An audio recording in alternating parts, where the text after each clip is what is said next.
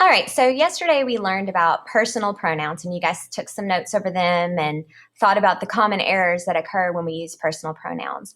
And as you can see from this PowerPoint in front of you, there are other types of pronouns besides personal pronouns. Now, I put personal pronouns on the biggest iceberg here because they are the primary ones that we use, but there are other types. So today we're going to be looking specifically at indefinite pronouns. All right, so an indefinite pronoun refers to antecedents that are unknown or unspecified. So just a little review from yesterday, an antecedent is a noun that the pronoun is taking the place of. Now, sometimes we need a word to refer to something that's unknown, a person that's unknown, or perhaps there's many people to choose from, and it doesn't really matter which one that we're picking. So we might need to use a word such as someone. So if I ask the class, could someone take the laptop cart to Mr. Cassidy for me? I don't know who's going to answer that call. I don't know who's going to do that. So I need a pronoun there to put in place of this unspecified person who is going to be so kind as to take the laptop cart for me. So sometimes we need a word that refers to a noun that we don't yet know, or it's not necessary to put a specific name.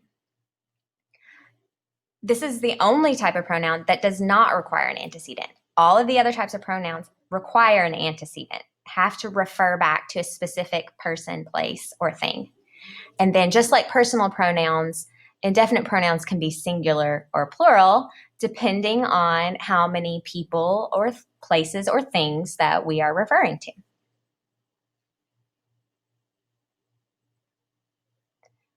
All right, at this point, you will have to pause the video some to write down some of these lists, and you definitely need to get them down. And, every once in a while, there are things that we do have to memorize. So this would be an example of pronouns that you need to memorize, but we're also thinking about the function. Indefinite pronouns refer to nouns that we're just not sure of or are unspecified. So first, let's look at singular indefinite pronouns. So indefinite pronouns that would refer to one person, place, or thing. So at this point, you probably want to pause the video and write down the singular indefinite pronouns.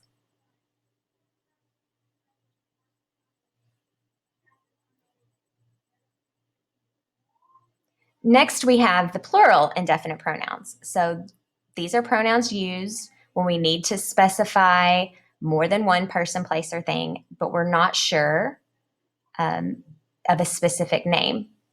So no antecedent here. So again, pause the video, make sure that you get these down in your notes.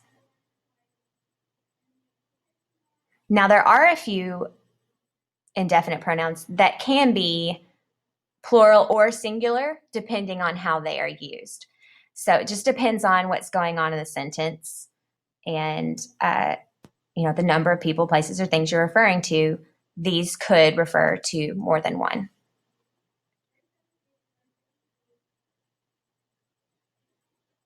All right, just like personal pronouns, there are also errors that occur when using indefinite pronouns. So the first error that occurs is when we have a disagreement in number. For example, someone left their backpack in the auditorium. Well, someone is a singular pronoun. It refers to one person. So we would need to replace the possessive pronoun there, which is a plural possessive pronoun, with either his or her. Now, it's my preference when students are writing to not use his or her, to just choose one. So someone left his backpack in the auditorium, or someone left her backpack in the auditorium. But that's just teacher preference. Some don't mind. I think it gets wordy. Just pick one. Doesn't matter. Second example, everyone is responsible for their own work. Same thing here. Everyone, even though every seems to indicate a group of people, it actually is referring to one. So every one person is responsible for his or her own work. So those are examples of when you have a singular indefinite pronoun, you must make sure that any nouns or pronouns further in the sentence reflect that singular nature of the indefinite pronoun. The second issue that comes up with indefinite pronouns is when students confuse them with adjectives. Many of the indefinite pronouns can be used as adjectives, but they would need to be followed by a noun to function as an adjective. So looking at the first sentence here, few people know the value of money these days. We have the indefinite pronoun few, but here it's actually working as an adjective because it's placed right in front of the word people. It's answering a question that adjectives answer, which is how many. The second sentence removes that noun, so now the word few has to stand in for the word people. It has to substitute for that word, so it becomes a pronoun. It's doing, accomplishing a different function or serving a different function. Few know the value of money these days. We would be able to infer that we're talking about few people. So we could remove that word people and let few stand in as an indefinite pronoun. So in this case, we don't have that noun after it, so it's a pronoun. Look at this third example here. There was some cake left over after the party. Some here is an adjective because it tells how much cake. But if we remove the word cake, for example, if I were to ask, how much cake was left over? A response I might get was, there was some left over. So we've dropped the word cake. Some must now take the place of the word cake. So it becomes a pronoun. It's no longer an adjective. It has to do the work of a noun.